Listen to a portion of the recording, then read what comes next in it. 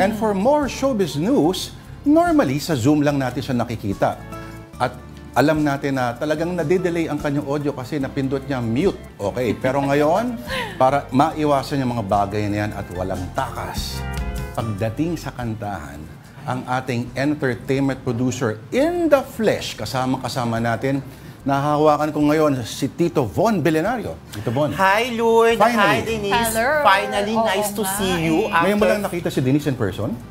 Oo, dito sa show. Pero nakita ko siya sa newsroom. Hindi ka pinapansin. Oh, ano? pero dito, Ako rin. after 5 months na magkakasama tayo via Zoom, ako, ito, physically nandito na ako sa inyong set. So, nice to see you Laki here. ng set natin, ano? Laki. Pwede nga akong Grabe. mag-ballet dyan eh, tsaka mag-bike eh. Ay, huwag mo kami bibiruin. May ledge dyan. Oo. Diba? Pwede tayo mag-bike dyan and everything. Nice to see you guys. And of course, sa mga kapatid natin, happy weekend! Ayan, syempre, bago tayo mag-enjoy this weekend, ibabalita ko na sa inyo yung mga Tito Von, mainit. bago ka magsimula, mag-iced tea ka muna. Ay, totoo bang ice dito? Totoo iced tea yan. Tikman mo muna. Totoo ba? To loosen up your tongue. Ayan. Yes, Tito Bon. Masarap, ano? Ay, ang sarap. Ayan. Bagay na bagay sa Friday to Oh, Lord. yeah. Of course. Isang Tama. buong linggo, marami nangyari sa mundo ng entertainment. In fact, weekend pa lang last week, may mga nangyayari na. Nagkaka-anunsyo ng bagong pelikula ni ganto, ni ganyan. May aabangan din ba tayo sa linggong ito, Tito Bon, na ganyan? Ako, bago yung mga ganyang announcement, syempre mainit na pinag-uusapan ngayon, Lord and Denise. Ito pa rin si Chelsea Manalo, ang ating bagong Miss Universe Philippines. Ayan, parang a day after she won, ako, marami pa rin ang, of course, pumupuri sa kanyang pagkapanalo. Pero sa kabila nun, marami rin naman ng babash dito nga kay Chelsea Manalo. No? Kasi siya yung ating kauna-unahang Black Phil-Am representative para sa Miss Universe Philippines. Kaya naman marami talaga ang namangha and at the same time nagulat nga sa pagkapanalo na ito ni Chelsea Manalo. Sa mga nagtatanong guys, sa mga sumusubaybay talaga sa pageant, kinoconsidered itong si Chelsea bilang isa sa mga underdog or dark horse nitong batch na to ng Miss Universe Philippines, no? Kasi sa mga previous predictions ng mga kilalang pageant vloggers, locally and internationally, hindi siya napapasama sa top 5. Pero nakakasama siya sa top 20, top 10, pero yung top 5 talaga, wala siya doon sa karamihan sa mga predictions ng mga local at international pageant vloggers. Kaya marami talagang nagulat doon sa mismong performance niya noong Coronation Night sa Mall of Asia Arena. Kaya naman hindi nakataka-taka para sa ilan sa mga fans nito at talagang tagahanga ni Chelsea na mauuwi niya yung corona because she really did great during that Coronation Night, Lord and Denise. Alam mo yung top 5, yung sagot talaga niya yung umangat talaga. Doon talaga magkakapit-pitan yan. Correct. Equal parts, lahat kayo magaganda. Doon na sa what is between your ears. Correct. At lumalabas sa bibig mo, yun talaga. Diyan talaga magkakaalaman. Pero may isang nanalo na parang familiar names. May some familiar names sa sumali na last year yan. Oo. Ito nga, yun yung sinasabi talaga ng mga ibang fans, Lloyd and Denise, na pinataob dito ni Chelsea yung mga pageant veterans. Dito nga sa batch na to ng Miss Universe, nandiyan nga sila, si Taguig, pageant veteran, yung kabatch yun ni Pia Works back noong 2015 pa.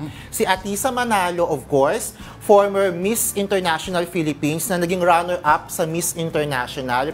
Nandiyan din yung Zambales, yung Baguio, yung Iloilo City na isa talaga sa mga fan favorite, si Alexi Brooks. Ayan, talagang hindi nga nakasama dito sa top 5. So marami nagsasabi na sobrang galing nung naging performance ni Chelsea Manalo para pataubin niya yung mga pageant veterans of her batch. Lord Denise. Sino ba mga jurors, if I may ask? Marami sila. It's a mix, karaniwan mga businessman. Tapos yun, sila Jonas Gafu, the chairman of MUPH, mga dating Miss Universe title holders, sila Ariela Arida, sila Beatrice Gomez, at yun nga, yung mga businessman at ibang kilalang personalities. Von, how is Chelsea taking it all in? Kasi syempre, mix nga yung nakukuha niya, no? May suporta, tas meron din from the bashers. Sa interview niya kagabi, no, sa isa sa mga kapatid show natin dito sa One News, yung TBS, sinabi nga niya na she's taking it, slowly, talaga naman. Kung may mga fans na pumupuri sa kanya, syempre hindi naman talaga maiwasan yung mga bashers. Pero yun nga, deadma siya. Ang maganda kasi rito kay Chelsea Manalo, very humble siya, Lord and Denise. Alam mo, wala siyang entourage. Ang entourage siya, nanay-tatay niya. Correct. At saka, may isa lang siya o dalawa yata sa team niya, yung mga kababayan niya, Team Bulacan, na nandoon sa audience. So, sobrang, yun nga, underdog, talagang dark horse nga itong maituturing si Chelsea Manalo dito sa MUPH. Kaya marami talaga yung natuwa rin na nanalo siya. Tito Von, okay, ito mga nambabash ba? O, habang nilalagyan ni Tito Glenn ng ice ang ating masarap na ang tawag dyan? Inumin. Gulaman. Sago gulaman. Ay, black Ikaw din gulaman. mukha lang sago gulaman pero Oo iced tea nga, lang. ang sarap nito. Okay, ang bashing ba comes from, aminin natin o hindi, tayo mga Pinoy ay, di ba, subconsciously mga racist tayo eh. Meron tayong agad na gagamiting word to refer to her skin color. Correct, At once upon a time, pagtitripan sa mga komedya yan, di ba? Sa mga sitcom nung araw, pero ngayon hindi na pwede. Pero ganun ba ang sentimento, Tito Von? Racist. We are secretly racist. May nakalimutan ko lang sino nagsabing beauty queen or pageant personality, pero sinabi niya na parang the Filipinos are both the best and the worst pageant fans in the world. Bakit? Best kasi nga grabe tayo sumuporta sa ating pambato, and worst din kasi grabe tayo manlait at mandaot. Nako, yan ang special talent Yun. natin. Diba? Sa ating Diba? Depende sa ending. Depende sa ending. Kaya marami rin nag-aabang dito kay kay Chelsea Manalo. Ano yung magiging pasabog niya sa Miss Universe sa November or December sa Mexico, no? Kasi yung mga previous Miss Universe candidates naman natin, ganito rin yun eh. Bashing, pero kapag nandoon na sa mismong stage at rumampa at nagpakitang gilas, #Pinoy Pride, di ba? So parang, let's see, feeling ko naman into consideration din ni Chelsea. I think she will really do good sa sa Miss Universe stage. Pero nakakatuwa yung format na na-emphasize yung kanilang specific na provinces. Correct. Or regions sa pinanggalingan nila. Gusto ko yun. Kasi, di ba, para kahit papaano may representation naman yung mga areas. Okay. Huwag ka na mahiya, Tito Glenn. Ang bilis ng request. Ang bilis naman ng request na tinapay. Actually, 3 araw na to nandyan, kaya mabilis. Naka-standby lang pala Hawakan mo dyan. malamig, naka-ref lang. Naka-standby lang pala. Ay, parehas tayo. Pero ako mas masarap siya sa pandesal. Ay, oo Ay? nga. Oo. Na Kaysa sa medyo tasty. tinoast ng Na konti. medyo toasted. Oo. Pero of course, since tasty yung nandito, pagtsagaan mo na, Lord. Hinanap na nga lang ni Glenn to para sa akin, Tito Juan. Beggars cannot be choosers. Pero masarap din yan. Salamat, Ginoo, Ay! sabi nga ng nanay ko, na Masarap meron din kami yan. tinapay kahit papano. At si Tito Juan ay pandesal talaga ang gusto. Sarap din yan. Malay mo, masarap na brand Teka, pa yan. may pinag-uusapan tayo. Oo, go. Pansin mo, may iba kamo, may batch pa ni Pia Wurtzbach since 2015. Oo, Ang oo. nagawa ni Pia kasi, ay yung hindi ka dapat mahihinaan ng loob, yung talagang tenacity na, sali lang ng sali. Correct. Beses. Sali na sali. Diba nga, 3 beses siyang sumali sa Binibining Pilipinas until she got the title ng Binibining Pilipinas Miss Universe pa noon, noong 2015. So, laban lang ng laban, diba? So, narinig mo yan, Denise, ha? Oo. Hindi pa huli ang Ay, lahat. wala Pwede nang ka pa, age. Denise. Wala nang age Oo, na correct. limit ngayon. So, pwede ka pa, Denise. In another life. Meron Okay. pa mga sumali? Na medyo, sabihin natin, dahil binrake na yung mga strictures, may mga sumali na sabihin natin kakaiba, alam mo, edad, etc. Oo, may mga sumali dito sa batch na to ng mga mga proud mothers. May mga medyo yung lagpas na nga sa age limit, yung mga 28, 29, 30 plus na, etc. So itong batch na to ng Miss Universe Philippines, wala talagang tapon. Halos lahat magagaling. So grabe rin talaga yung top 5. Kung I Ang must hirap say. talagang Ang piliin. hirap talaga. At Matindi ang scholarly knowledge mo, Tito Bon. Parang kinakabahan na si Siki. hindi naman. Hindi, because I was there. Yan, napanood ko talaga siya sa MOA 2 nights ago, or recently. So, iba. At iba talaga kapag live, makikita mo talaga yung performance mismo ng mga kandidata. Kung sino talaga yung nag-uumapaw sa Star Factor. And sabi nga nila, yung Miss Universe title o yung Miss Universe Philippines title, it's really a destiny. And destined talaga si Chelsea Manalo for that title. Panalo, apelido pa lang eh.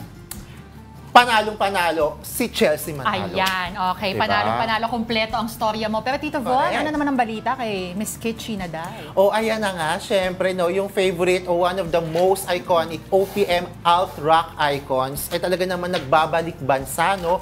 Para nga sa pagdiriwang ng kanyang 20th anniversary. At bahagi ng anniversary na yan, syempre, pagkakaroon niya ng 20th anniversary concert sa June 2 sa New Frontier Theater.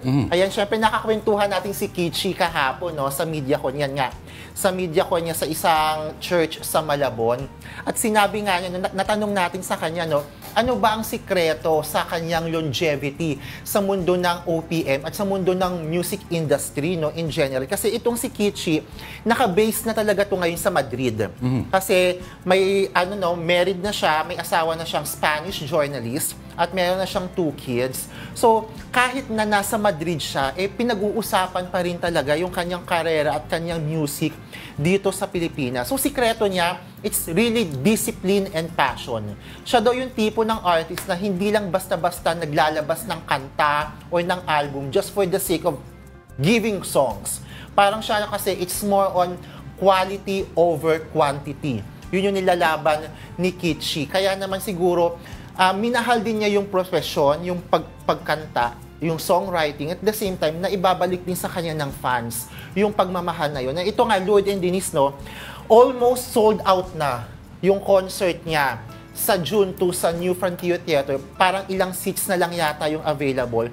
So para sa kanya, sobrang thankful siya doon dahil hindi pa rin siya nakalimutan ng kanyang mga tagahanga. 20 years since she started in the business. Alam mo, 20 years ago din, Tito Von, no, naalala ko pa, pinapakinggan ko to si Kitchi. Ikaw ba madalas kang makinig sa songs niya? Anong song yung pinakikinggan Wag na mo wag mong noon? sasa. Sige nga, parang gusto kong... Kumanta? Hindi, parang Ay, gusto kong ako? marinig yung sample mo. Bakit ako? Siyempre, ikaw nagsabi Wag na wag mong sasabihin. I love it. Ikaw, Lord. Anong favorite mong Kitchi Nadal song? Okay na ako sa pansit. Ako gusto ko yung bulong. Ano yun? Legit, hindi ko alam yun. Hoy, kaibigan ko. Bulong ba yun? Pinggan mong mga bulong sa'yo. Di ba kay Bambo yan? Ito'y di Pinoy gani. ako. Iba yun. Ito bulong. Okay. Si Kitchi yun. Tama kayo, wag na wag mo. Sabi ko nga sa kanya, na-interview ko siya. So, first year high school ako nung pinakikinggan ko yun. Dahil Ay, Lovers in Paris era yun. Diba yun yung ginamit ng theme song sa Lovers in Paris. Korean series noon. So, sobrang sikat na sikat yung kanta niya na yun alongside with the series. Kaya naman, winner na winner tong si Kitchi Nadal. Nasaktan ako ng konti. First year high school ka nun. First year college Konti ako. muna, Ito, okay, may kasama siya ng mga guest performers. Naka-batch din niya. So talagang nostalgia trip itong mangyayari nito. Correct. Ito yung sila, yung mga dating vocalist ng Mojo Fly, ng Moonstar 88, sila Asel, sila Aya, etc. Si Mayonnaise, yung frontman ng Mayonnaise, kasama rin niya. Di ba si Barbie Almalvis? Si Barbie, basta yung mga contemporary niya. Nung early 2000s. Kasi diba, nung panahong talaga yan, parang sila talaga yung umusbong na parang sa kabila ng mga pop, mga birit ballads, umusbong yung grupo nila, no? Yung na, OPM talaga. OPM na alt-rock, na hindi biritera, na ganun yung range ng boses, na talaga namang nakatutuwa dahil yun yung mga naabutan natin nung elementary at high school tayo, na talaga hanggang ngayon, sinusuportahan pa rin ng ating mga kapatid, Lloyd and Denise. Saksakin mo pa si Denise. Saksakin mo pa yung Sinabi ko nga, niya. ginamit ko nga yung pronoun na tayo eh. Diba? May martilyo dyan. Gusto mo parang mas malalim yung... Ano pa yung storya mo, Von? Natawa na lang si Denise. Hoy, ginamit ko yung pronoun na tayo doon sa elementary. So, ibig college na nga ako tayo. Nakabatch lang tayo noon, diba? O ito na nga, from one concert to another, syempre ito inaabangan na rin to ng mga fans natin, ng mga kapatid at talaga ng iba't ibang concert goers. Ito nga pagbabalik bansa ni David Foster and Friends. Siyempre, kasama ni David Foster ang kanyang may bahay na si Catherine McPhee. Siyempre, nariyan din si Brian McKnight, All for One. At siyempre, yung ating mga local talents na sila JV Dicena at iba pa. Siyempre, yan ay produce ng M-Quest Live, talaga naman, at ng M-Well. Kaya yan yung ating aabangan this June sa Smart Araneta Coliseum. Yan. Lord and Denise. Next week na yun Correct. Next week, I think. Oo. Nakakwentuhan nga natin si David Foster and Friends kahapon, no, sa MediaCon. And tutuwa siya na every time na bumabalik talaga siya dito sa Pilipinas, grabe rin yung pagtanggap ng Pinoy fans sa kanya. I think this is their 4th or 5th time na mag-perform dito at never siyang magsasawang bumalik dito sa Philippines dahil ganun nga yung pagmamahal at pagsuporta sa kanya ng Filipino concert goer. Alam mo, sa tanong pa nga niya, hindi niya raw alam kung anong meron sa tubig na iniinom natin dito. Bakit lahat tayo ay mahilig kumanta. Correct. Lalo na si Tito Von. Lalo na si Lourdes saka si Denise. Ano favorite David Foster composition mo? The Prayer. At sa kanya yun, diba? Josh Groban. Oo, The Prayer. Parang sa kanya yon. Huwag mong sampulan. Hindi ko kaya. Kasi hindi Ang hirap. rin ako mag-a-attempt. nasa 10th floor tayo, kikidlakan tayo. Hindi ko rin Iba kaya na lang. ma-attempt na sampulan yon. Mga air alam ko may air supply siya, di ba? Tsaka si Celine Dion. Yata, oo. Pero yun nga, yun ang pinaka-notable sa akin, si The Prayer. Kasi nga, syempre, diba, Celine Dion and Andrea Bocelli na laging kinakanta as doxology, Diba? opening prayer. True. Minsan may Malapit na yun. interpretative. Tinanong nga yan kahapon sa kanya, no, what are your thoughts that your song, specifically The Prayer, are being used widely here in the Philippines as doxology, opening prayer, interpretative dance. Kaya tumang-tuwa si David Foster sa atin. Ano yung interpretative dance? Ang hirap. Hirap na masyado. Hirap Hindi, na masyado. sino ba nun. nagpapaliwanag doon? Baka Si Von pwedeng... nga eh. Hindi ko rin alam Ang kung hirap paano. na nun. Sample na lang, Von. Basta yung may kanta tapos i-interpret mo. Ganon. Ginawa niyo yan yung elementary at high school. For sure, nag-field demo kayo. Part yan ng field demo noon. Earth, Wind, and Fire daw. Mm. Si David Foster din nag-compose. After the Love Has Gone, yun. After the Love. David Foster. Okay. So, hindi lang mga religious, kundi mga tungkol sa kabiguan din. Sample naman nun, Ng? yun yung After the Uy, Love Has parang dalawa na kami nag-sample. Hoy, kumanta na ako ng bulong, ha? Kumanta na rin ako ng Very Light. Kanta ba yun? Oo. Ilang syllables yung inano mo? At least, Oh. nagpa-sample. So, dapat ikaw na lang hindi nagsa-sample sa amin. So, this weekend, Tito Von, marami tayong aabangan.